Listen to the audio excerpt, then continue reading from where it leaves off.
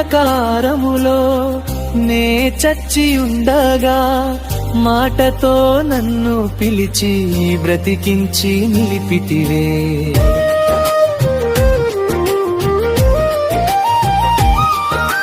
మరణ ఘోషనంత మార్చి మధురమైన గోష్ఠిగా మాటతో మార్చినావే సర్వశక్తిమంతుడా.